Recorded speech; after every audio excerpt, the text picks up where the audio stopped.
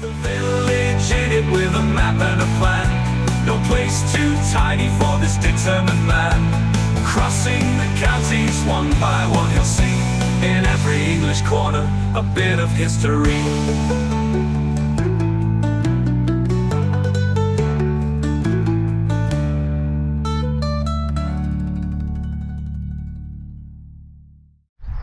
Welcome back to Harrogate, everybody, for the fifth and final time this week. Now, would you take a look at what you can see there behind me? Beautiful Yorkshire scenery. I know we've seen plenty of that before in our time in Yorkshire, but you know what? You never say no to it, do you? To see it again. Absolutely fantastic.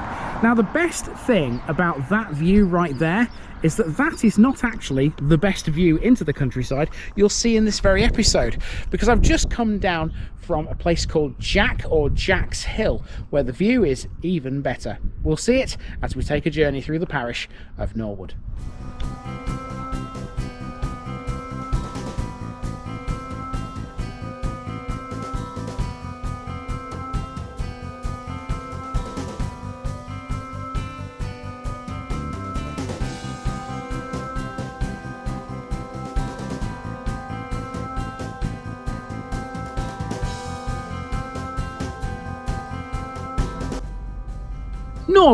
Northwood. Today in Harrogate we finish off this run in the Forest of Knaresborough and the Washburn Valley with a parish that bucks the trend we've been following all week. This one doesn't have Lee at the end of its name, but it's still related to the woodlands which once blanketed this area almost entirely. This is Norwood, or if you're a local, Norwood. There's no village called Norwood in these parts, so don't go looking for it on the map. Here instead you'll find several small hamlets like Bland Hill and Jack Hill. Quite a few areas of Norwood Parish are significantly affluent, with a large number of high-value properties. The same can be said for adjoining areas too. For example, worth well over £3 million is Swinsty Hall, the current home of a former England football manager. We won't see that property for ourselves in this episode, but that should give you some idea of the sort of area we're dealing with. According to the 2011 UK census, Norwood Parish had a population of 216. It lies on the eastern side of the Washburn Valley and includes the eastern side of Swinsty Reservoir. It's also adjacent to the Yorkshire Dales National Park and lies within an area of outstanding natural beauty. Buildings of note here include Norwood Hall, a 17th century Grade II listed building, and Dobb Park Packhorse Bridge, probably also of 17th century origin, over the River Washburn. Until 1950, the parish was known as Clifton with Norwood. It was historically a township of Fewston and became a separate civil parish in 1866. Let's have a look at it. Norwood means Northwood, and although the locals shorten it to Norwood in typical Yorkshire dialect, Norwood remains correct. As we know from previous outings in these parts, the wood in question was the immense forest of Knaresborough that covered this area in ancient times. Some remnants of those woods can be found in Norwood today. For starters, there's Warren Plantation, which these days features a pump track within its ancient tree trunks. It can be seen from this lane, Norwood Bottom Road. In recent times, much of the plantation has been subject to some felling, but a lot of it still stands, cementing Norwood's connection with trees. Now, there's no village called Norwood here. Instead, there's a series of small hamlets, and none of them are particularly notable. One of them is called Jack Hill, and we're making our way up to that now. Jack Hill is just a series of houses and not all that interesting, but south of the hamlet on the River Washburn is something that might interest a few people. That would be Dobb Park Bridge. It's a 17th century packhorse bridge that spans the River Washburn. Made of gritstone, it has a single span, high round arch paved with stone setts and flat blocks tied together with iron staples. The bridge carried the routeway from Dobb Park Mill and probably Dobb Park Lodge across the river to Norwood and Fewston.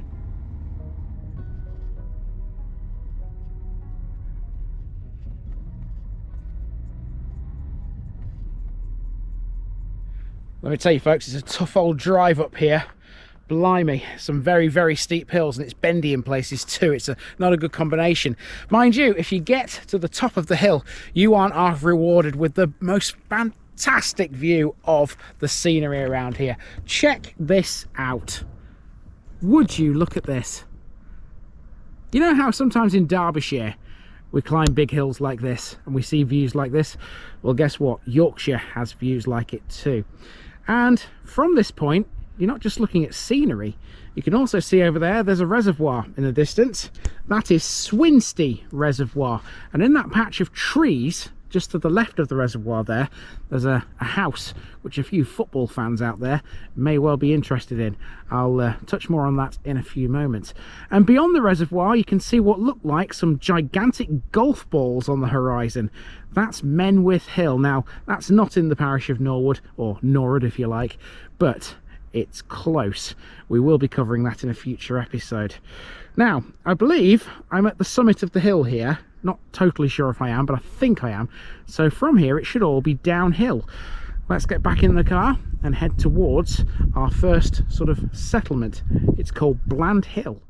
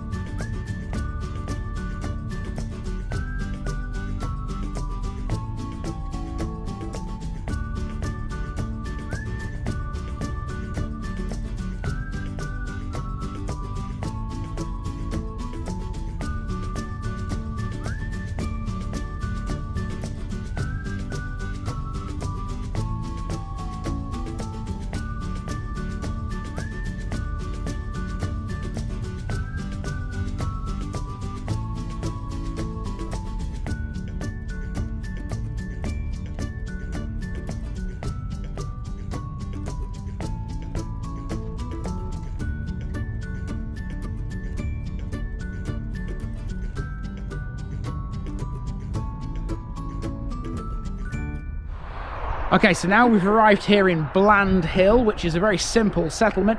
It's just basically one road that runs from east to west, and kind of in the middle of it all, you've got Norwood Social Hall, or Norwood Social Hall, which is the building you can see on the right-hand side there. We're going to start at the junction, where that van is just turning in up there, and get a good view again of Swinsty Reservoir, and just basically walk back to where I parked the car, just a few hundred metres behind me, and that's really all there is to Bland Hill. This is the second of the hamlets in Norwood, Bland Hill. Again, there's not a lot here, but at least we can have a walk around this one for a moment or two. If you're the owner of the surname Bland, this is the place where it originated, despite the popular incorrect belief that it comes from Blandford Forum in Dorset.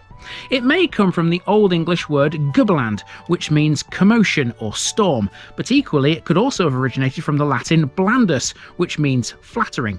In any event, the family motto is Sperate et virtue fortis, which translates to hope and live boldly. Bland Hill has two buildings of note. One is the Grade 2 listed Bland Hill farmhouse, and the other is Norwood's main communal building.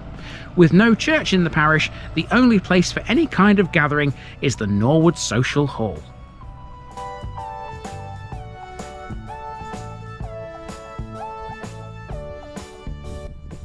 Effectively a village hall, similar in many ways to most, this is the ideal go-to spot for those who live in the area.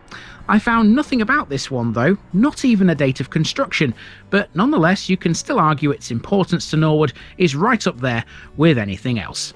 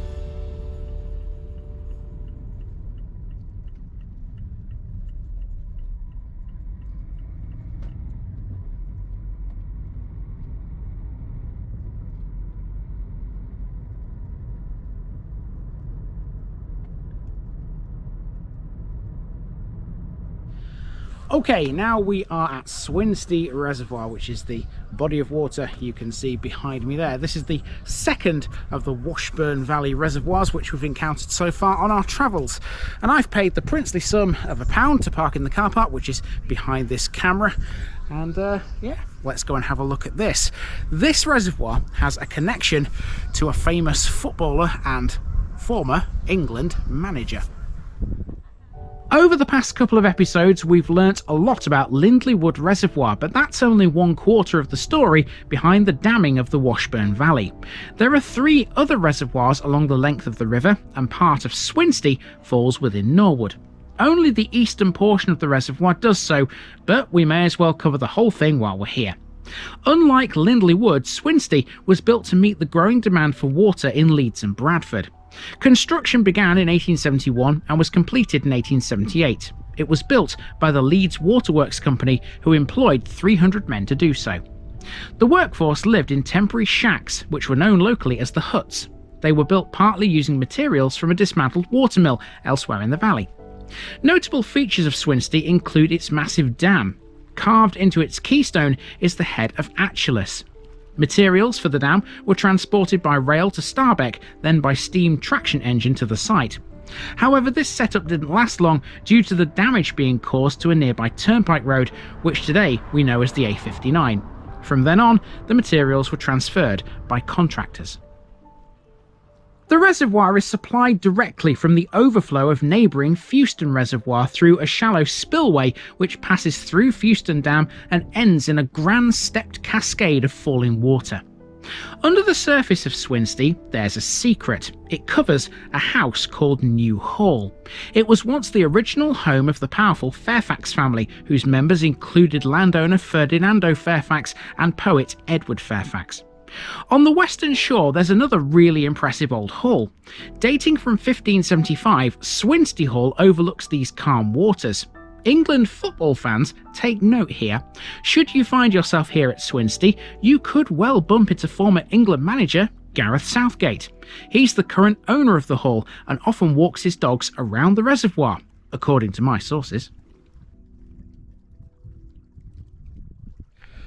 Now obviously you can't see Swinsty Hall from this side of the reservoir. You might be able to see it from the other side because there is a path that goes all the way around it, but I'm not in the slightest bit remotely interested in trying to actually get across there to see it, because for 2 reasons. One, it's not even in the parish of Norwood, and secondly, it's his private property, so you know, why would I want to? But I'm just letting you know that yeah, Gareth Southgate apparently lives very close to this reservoir. Okay, we are pretty much done with Swinsty Reservoir now, so we'll move on again. We've got a pub to see next before we then head south and out of here completely. Now we're in a third small hamlet, this time north of Bland Hill. I don't think this one has a name, but whatever it's called, it's where you'll find the Sun Inn. This is the only pub in the parish. The Sun Inn has a date engraved on its door lintel of 1771, but nobody knows for sure if that's when it was built originally. This very popular and well-known pub is made of Yorkshire stone, and its position in the Washburn Valley gave it historically somewhat of an isolated prominence. It still sits at the edge of woodland, looking down imperiously over green fields. As we know, before the days of public houses, there were private dwellings known as beer houses, where ale was supplied to them by the housekeeper. This fact makes the Sun Inn unique in the area. It's been a pub for over 200 years and predates the Brewhouse Act of 1830 by some distance. The Sun Inn has always been very popular with walkers, cyclists and motorcyclists. Be warned, this is a very popular destination in the summer months. It can be a little difficult to find if you don't know the area. It's on the B6451 Brame Lane, above Swinsty Reservoir.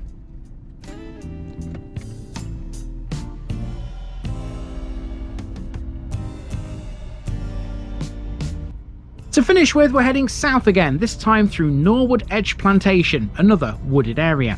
This one is between Bland Hill and Lindley. The wood can be walked if you take on a moderately challenging 8.7km circular trail which passes through the Washburn Valley. The trail is great for hiking, running and walking, and it's unlikely you'll encounter many other people whilst exploring. The best times to visit the trail are January through October. The walking is fairly flat, and for very little effort you get some quite extensive views. It runs to the top of Norwood Edge through the woodland plantations to the many minor roads and crosses streams like Greystone Beck. In conclusion, Norwood, like most of the Washburn Valley, is a brilliant piece of the Yorkshire countryside and well worth an explore.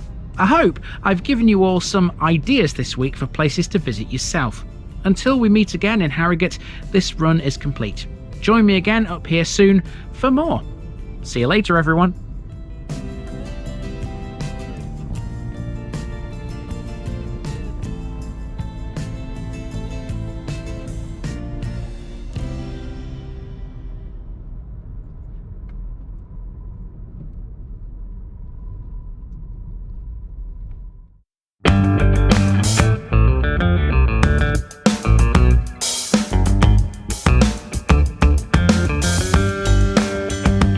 Now, just before I go, remember, this video is part of a huge project to visit every civil parish in England.